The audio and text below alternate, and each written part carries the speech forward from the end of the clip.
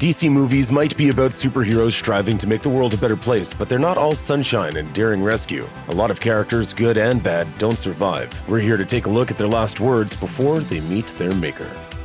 Superheroes are often created as an answer to global unrest, rising to solve violent conflicts that previously seemed insurmountable. General Erich Ludendorff in 2017's Wonder Woman stands in dramatic contrast to this. He's actually based on one of the real-life villains of the 20th century.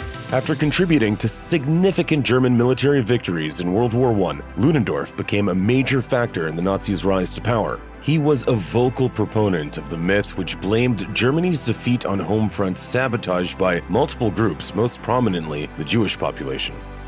Obviously, his demise in Wonder Woman is well warranted. He views war as a god that bestows meaning on men while requiring sacrifice. This leads to what appears to be a grudging respect for Diana, simply for her power alone. At the end, he says, "As magnificent as you are still no match for me." He turns out to be dead wrong. As dangerous as General Ludendorff is to the world, especially through his collaboration with Dr. Poison, the greatest threat in Wonder Woman is otherworldly. Ares, the Greek god of war, has been seeding destruction for a long time. He implants ideas of war in the minds of humans, but insists that their natural corruption is what actually leads to violence. Diana, in contrast, believes that the most natural quality of humanity is love. As much as the world might forget this, it's the most important virtue, no matter what terrors pop up. As she and Ares duke it out, he tries to take advantage of her grief over losing Steve Trevor. Diana asserts that she's devoted to her belief in love, despite the pain of Steve's death. Ares responds, "Then I will destroy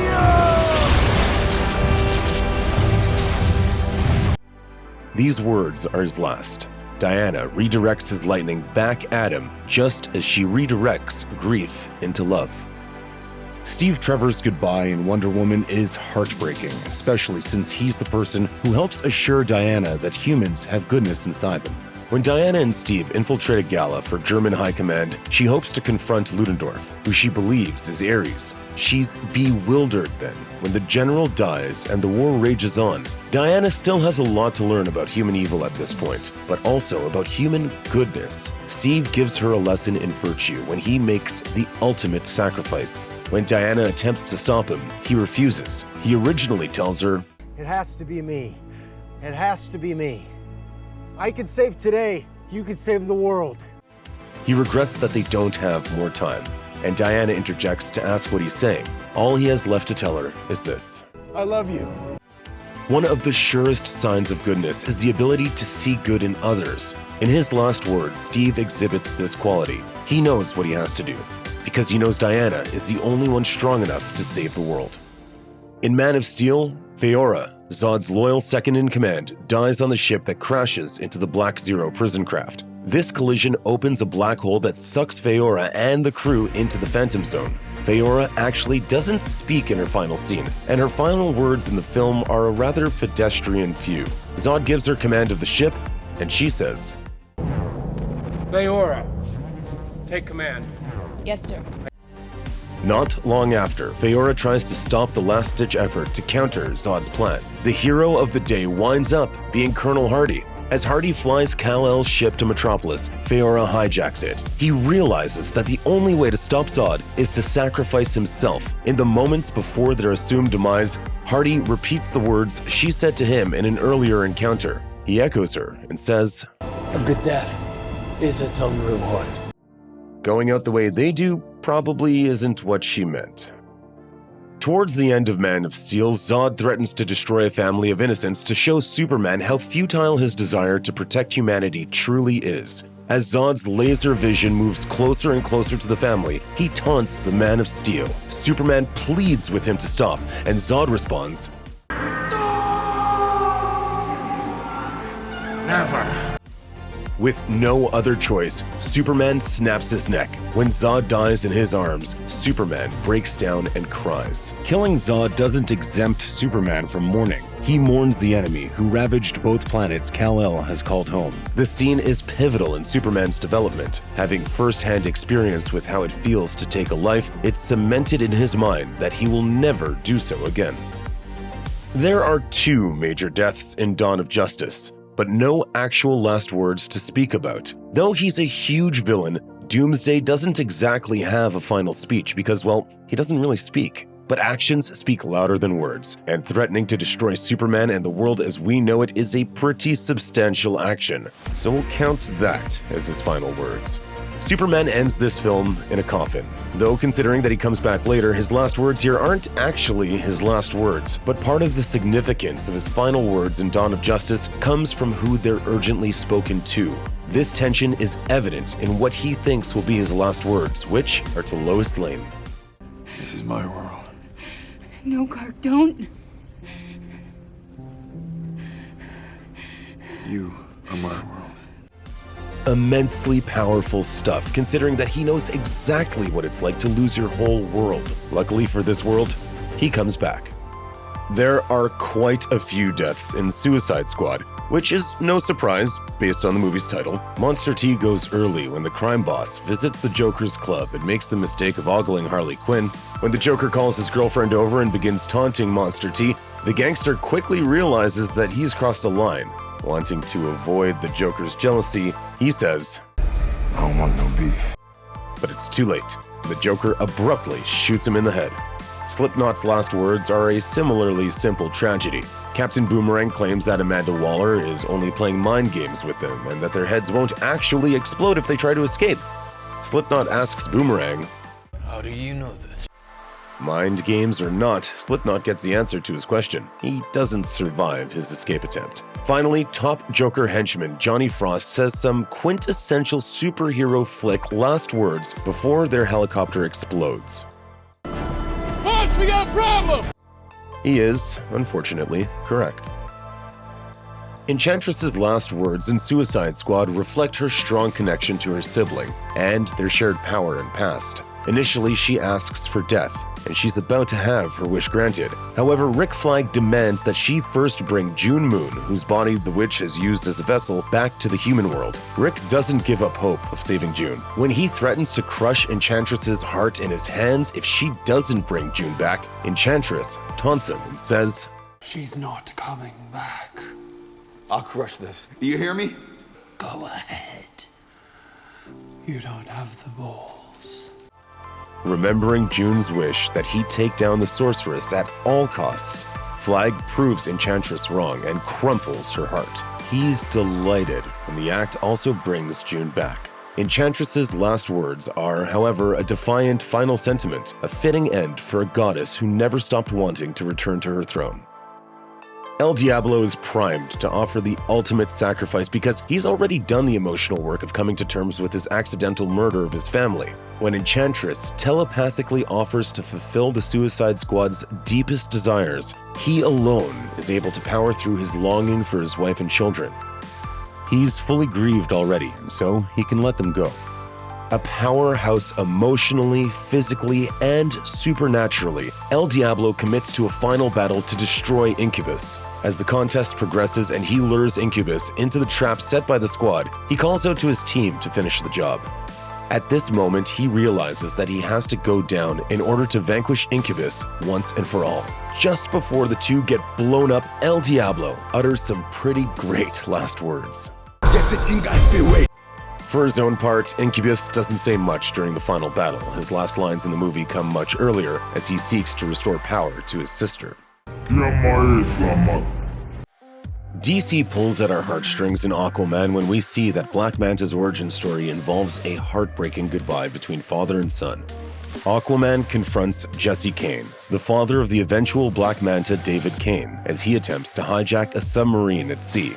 Unlike some other heroes, Aquaman has fewer qualms about destroying villains. After he defeats Jesse and prepares to leave, Aquaman scolds him for setting such a bad example. Kane's retaliatory shot breaches the hull of the submarine and causes a torpedo to pin him to the wall, effectively sealing his fate. Regardless of the example Jesse set for David, it's Aquaman's decision to leave him to die that really turns the tide toward vengeance in Black Manta's heart. Jesse pulls the pin on a grenade so that his son will leave his side and avoid drowning, saying, Hey! You need to live so you can kill that son of a Now go! No! Go! Thus, a quest for revenge is spawned. Sid Sivana's story in 2019's Shazam ends not in a showdown with a hero, but with his own brother, Thaddeus. Sid's abuses towards his brother are motivated by grief and resentment. Thaddeus had, as a young boy, been selected by the Wizard Shazam to become his champion, but was then rejected due to impurity of heart. Confused and hurt, Thaddeus has an angry outburst while in the car with his father and brother, causing them to crash and his father to become crippled. Sid, who goes on to rise in the ranks of their father's company, blames Thaddeus for the tragedy and tortures him from that day forward. The last words of Thaddeus' tormentor are representative of his abusive temperament. When Thaddeus, boasting newfound power, shows up to a board of directors meeting to confront his father, Sid snarls, "Don't make me throw you out of here, Thad. You don't need to make a scene." After this, Thad throws Sid out the window instead.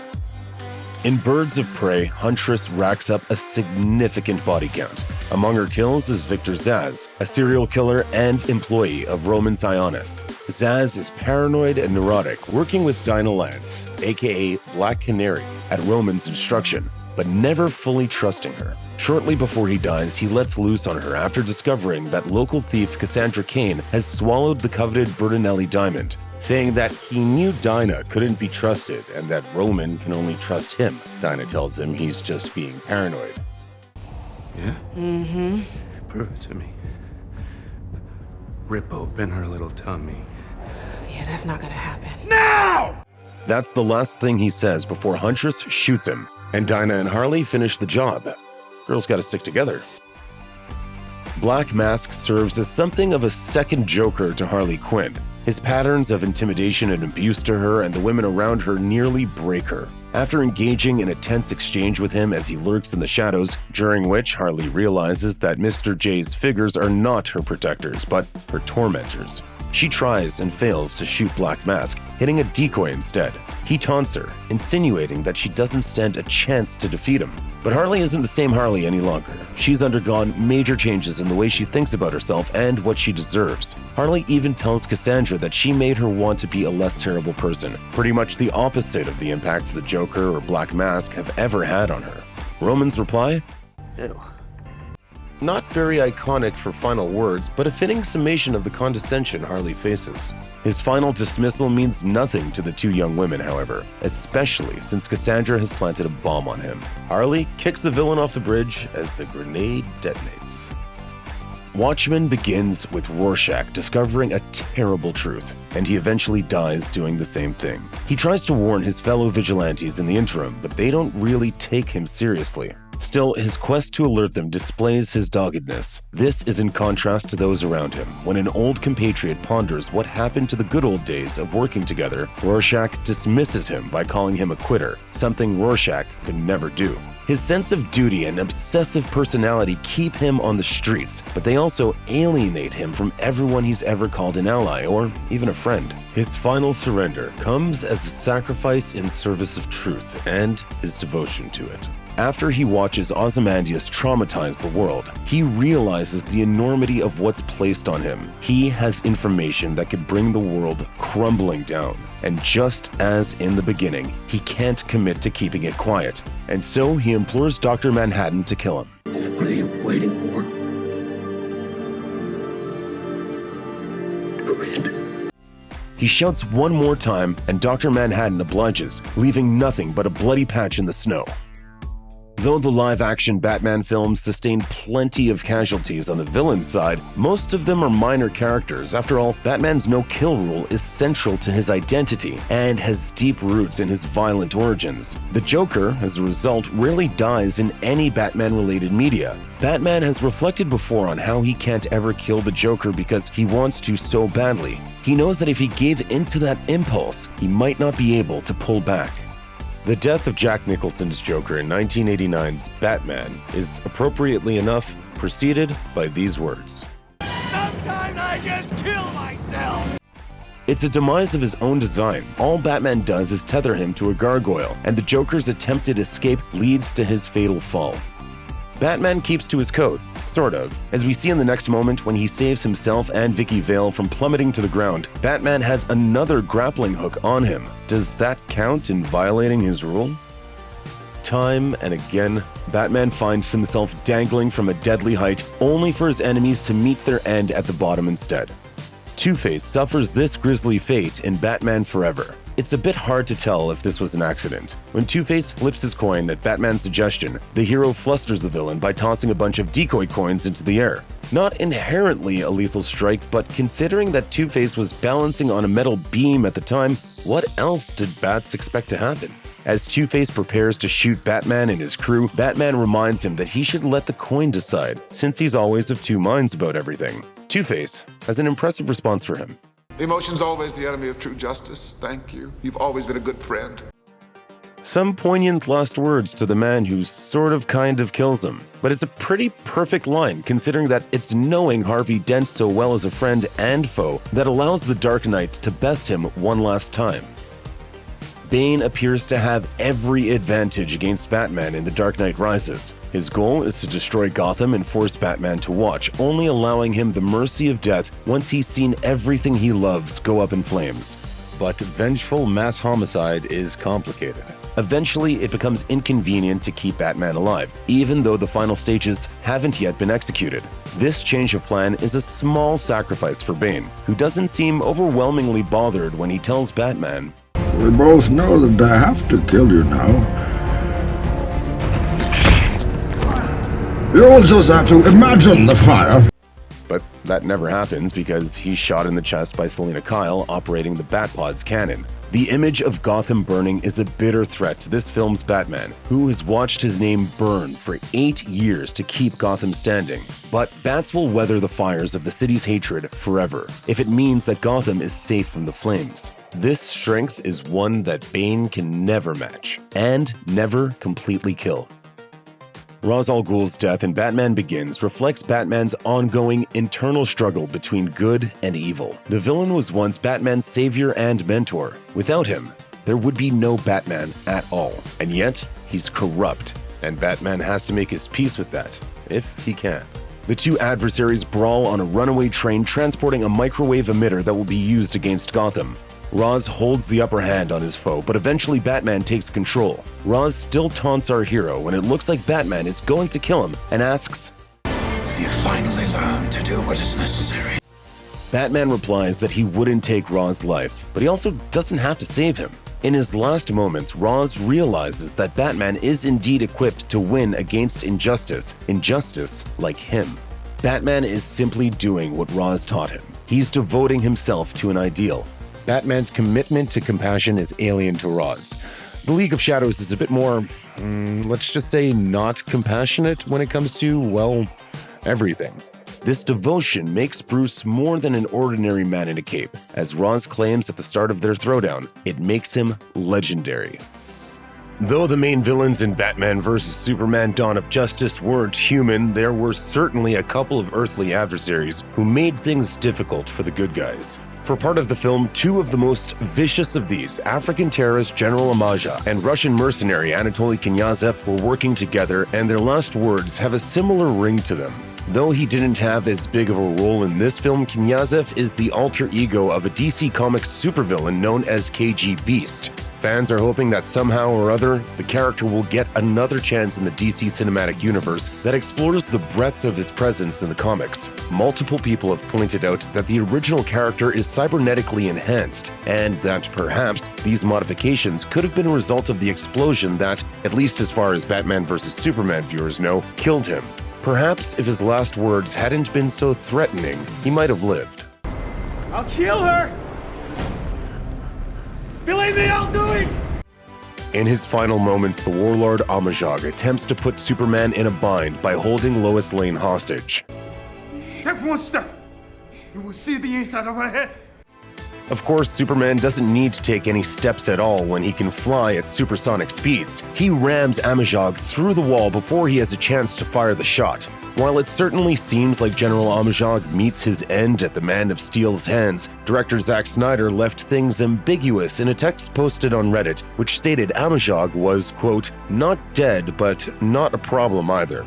Either way, we won't be hearing from him again. In a superhero universe, dead or alive status can get a little confusing. But when a character exits the scene for good, you can usually pick up on the intent. And the old Wizard Shazam dissolving into dust after transferring his powers to Billy Batson is as good an indication as any. Shazam lives on, but the old wizard is gone. Plus, his last words come in the form of an extremely quotable speech, give background on the magic and age-old conflicts at play, and lay the groundwork for Billy to become the hero he is meant to be. After explaining that his brothers and sisters have all been wiped out, Shazam finally convinces the young boy to speak his name and become the new champion. Carry my name, and with it you carry all my powers. After that, Billy gets to skip puberty and become a deep-voiced, deified superhero. Just before the wizard crumbles into dust, he offers one more nugget of wisdom. With your heart, unlock your greatest power. The thrones of our brothers and sisters await. One of the first victims of Ozymandias' scheme to unite the world by manufacturing a nuclear threat is a vigilante known as the Comedian. With vigilantism outlawed, a few former vigilantes like the Comedian became government agents instead. And when he learned of Ozymandias' plans, Ozymandias had him killed. By this time, though, the Comedian is beyond disillusioned with the state of the world and the relative powerlessness of any one person to combat the injustice inherent in it. By the time he meets his end, the Comedian had already had his last laugh long ago, seeing life and the power structures that control everything we do as a huge joke. Though he fights his assailant to the end, there's a dull note of defeat in his voice when he offers his final words. It's a joke. It's all a joke. In the end, though he had fought for justice all his life as a vigilante, what he really wanted for himself was forgiveness for the injustices he himself chose to commit along the way. Since Rorschach discovers him dead, Moloch's last words on film come significantly before his actual demise must have occurred. In a previous meeting between the two men, Rorschach confronts Moloch, a retired supervillain, at his apartment, demanding to know why Moloch attended the funeral of the Comedian's civilian alter ego, and how Moloch knew they were the same person. Moloch's account details an encounter with a drunken and unmasked comedian who invaded Moloch's bedroom late at night. Moloch feared that he was there to kill him, but the comedian just wanted to talk. Seeing that Rorschach is satisfied enough with the story, Moloch asks if things are settled between them. Rorschach rummages through one of his drawers and finds an illegal prescription. Moloch begs him not to confiscate it, saying that he's trying any treatment for his cancer. You know the kind you eventually get better from? That ain't the kind I got. The 2012 final installment of Christopher Nolan's Batman trilogy, The Dark Knight Rises, finds Talia al Ghul carrying on her father's legacy as one of Batman's chief adversaries, though she doesn't reveal herself as such to begin with. Instead, she elects to have Bane do the dirty work for her, making it his personal mission to destroy Gotham as her father wanted, while Talia masquerades as Bruce's confidant and lover. But if you want something done right, eventually you really do have to do it yourself. That's why when Batman manages to overpower Bane, Talia steps in, stabbing the Caped Crusader. From there, it's pretty easy to figure out that she's not who she said she was, but she helpfully reveals her identity as Ra's al Ghul's daughter just in case anyone was confused. Talia has been working to finish what her father started ever since his death. All she cared about was vengeance for her father's death and the realization of his destructive goals, and her last words pay tribute to her life as she remotely floods the reactor chamber that has stabilized an atomic bomb. My father's work is done. Check out one of our newest videos right here. Plus, even more Looper videos about your favorite movies are coming soon. Subscribe to our YouTube channel and hit the bell so you don't miss a single one.